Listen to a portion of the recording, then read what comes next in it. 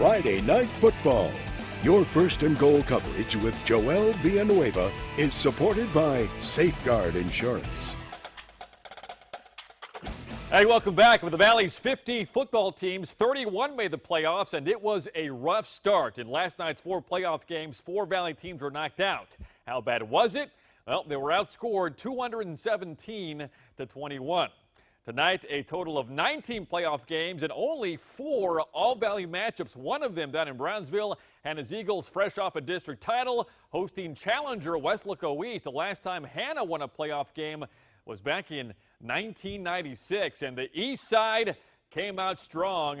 You know, they say at East Side, strong side. This is Ramsey Vasquez on the pitch, fending off defenders, and Vasquez takes it in for a touchdown, and Weslaco East has the early advantage. Now it's Brownsville Hannah on offense. Victor Campos fakes it, throws it, and it's caught by Aaron Frausto. Eagles knotted up, and lots of passion from both sides in this game.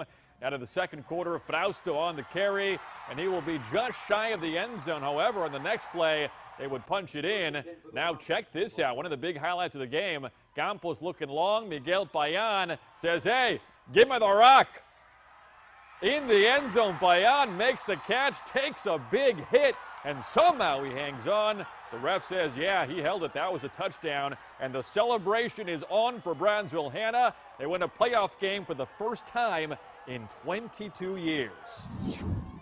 The poster says, show them how we do it in the Valley. Rio Hondo coming off a bye, so they had 2 weeks to get ready for Ingleside. And the Bobcats dial up the run to get it going. First up, Daniel Vasquez gashing the Ingleside Mustang defense. First down pickup, and Rio Hondo in business. A little later, Josiah Ortega rolls out. No one there, so he says, I'll just take it myself. Another big pickup. It was scoreless after the first quarter, so now we go to the second quarter. Rio Hondo fakes one way, and looky here, Vasquez right up the middle and a rocket. Long touchdown for the Bobcats. Rio Hondo leading 37-20 in the fourth quarter. The Palmview Lobos up in Corpus tonight, taking on the Flower Bluff Hornets. First drive for the Lobos. Carlos Peña here with a big pickup. Eventually, he's wrestled down there by the Hornets, and that would set up a long field goal try. Check this one out. On the way, and good. Flower Bluff, though, would score to make it 7-3, but now the Lobos go long. David Flores firing, finds a wide open Carlos Peña, and Palmview takes a 10-7 lead, but the Lobos would cool off. The Flower Bluff Hornets with a sting. Final score, 56-21. All right, next up, Weslaco, a pair of familiar foes facing each other. The Harlingen Cardinals and the Weslaco Panthers knocking helmets at Bobby Lackey Stadium. This was a 6A Division I game. For the highlights, we bring in Channel 5's Ruben Juarez, who's live at Bobby Lackey. What's up, Ruben? Hey, Joel, these are familiar foes. They used to be in 32 6A together last year. Now Weslaco moving on to 31 6A. They've had a good year so far in 2018. Only one loss on the season for Harlingen. They're in the playoffs, entering tonight's game with blonde heads and a 3-game winning streak. Let's go ahead and take a look at the highlights. Cardinals get a 3-and-out on defense to start the game. On offense, they also get off to a rockin' and rollin' start. Jaime Galvan with a 22-yard touchdown run, 7-0 Cardinals. Weslaco answering right back. Jacob Cavazos with plenty of time to throw. He finds Devin Denna for a 16-yard touchdown, but the Panthers miss the PAT. Cavazos can also run the rock. He showed that skill right here. Gets into the secondary, and he's off to the races, 76 yards to the house. Weslaco taking command. They're up 16-7 at the half. Weslaco goes on to win 25-14. Weslaco moving on to the second round. They'll take on either Mission or Laredo United. Joel, that's the story from right here in Weslaco. Let's send it back to you in the studio. All right, thank you, Ruben. Some good news for Raymondville. The Bearcats were district champs. They had a bye last week to rest up, and tonight, Raymondville with a game in the Valley. The Bearcats welcoming a former district foe in Orange Grove, and a wacky start here. The Bearcats throwing a pass. Javier Ledesma coming up with a catch. There he is. And Raymondville takes a 7-0 lead. Later on, Cats QB Jacob Poses running the ball. down the left side, and look at this one. Bosas going all the way to the house, 14-0 Raymondville, and this one now in the fourth quarter with the Bearcats on top comfortably, 41-8. The Tom Landry Stadium, Mission Vets entering tonight's game with a 9-game win streak. Patriots hosting Victoria East. First quarter, Landry Gilpin fumbles a snap but recovers it and then fights his way in for a 10-yard touchdown. 7-0 Patriots. Later in the first quarter, Victoria East with a short punt here. Watch this. Gus Gaddis scoops it up, and this kid has got some speed. Look at him go. Gaddis racing down the field. Long touchdown for Mission Vets, and the Patriots putting up plenty of points in this one. Vets on to the second round. They lead 69-14 in the fourth quarter. Well, all year long, the Vela SaberCats have been the top 6A team in Dave's dozen, and for a good reason. The Valley's only undefeated team reaching the playoffs with a shiny district championship. Now, could they get a by-district championship? Vela with a home game against Harlingen South. Channel 5's Tracy Bragg has the update from Richard R. Flores Stadium. What's up, T? Hey, what's up, Joel? You're right. That team that many are calling the Valley's top team, they wanted to keep things status quo here tonight. On the other hand, the Hawks came into tonight's game wanting to shock the entire Valley by getting their biggest upset of the season. So as always, let's get straight to the action. The stakes were high in tonight's first playoff game of the season, but that wouldn't stop Vela from doing what they do best. On their first series, wide receiver Ozzy Garcia says, "I see a tip drill," as he gets that straight-up nasty catch for a 33-yard gain that would lead to their first score. But the Hawks, Emilio Quiroz, says the top defense in the Valley, who, as he spins through 2 defenders, then runs through 7 more Vela defenders on his way to a 22-yard TD. That would tie the game at 7. But at that point, Vela really started to take over. Here you see Christian Flores get his second score of the night so Vela could regain the lead. And before the end of the half, Joel, they were able to push their lead to 24-7.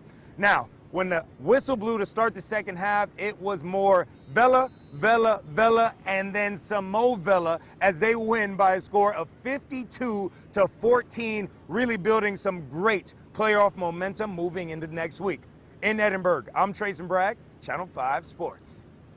Okay, thank you, Trace. And plenty of points in tonight's game between Pioneer and Port Lavaca Calhoun. The D-backs got the Sand Crabs at home, and Channel 5 Sports there recording all of the highlights. D-backs trying to pick up a playoff win, and they were pumped up. They had the fog machine on maximum power there.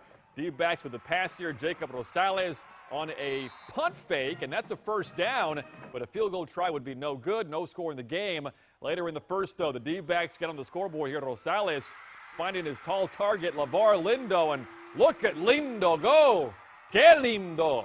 That makes it 7-0. Sherry Lynn Pioneer after a tying TD from the Sand Crabs. Tristan Castillo gives the D-backs a 14-7 lead. And look at the points in this one tonight. Fourth quarter, Port Lavaca Calhoun on top, 56-49. Let's move on now. The Lyford Bulldogs matching up against San Antonio Cole. Cole wearing the white jerseys there. And look at this. Their quarterback fakes it, takes it, and he is going the distance. Plenty of this in tonight's game, but it was a close game, one that Lyford narrowly loses 16-14 the final from Bogus Stadium. Our next stop now, Bobby Morrow Stadium. That's where San Benito was locking up with Edinburgh. Channel 5's Erica Ross is there to bring us a highlight from this first-round playoff game. Erica, take it away. Hey, Joel. Now, San Benito welcoming Edinburgh tonight. The Greyhounds on a 2-game win streak. The Bobcats also coming off of a win walking into tonight's matchup. We're going to start in the first quarter. Cavazos handing it off to Costieca, tumbling into the end zone, drawing first blood. But wait, they are not done. Going for 2, and it's good. 8-0 San Benito.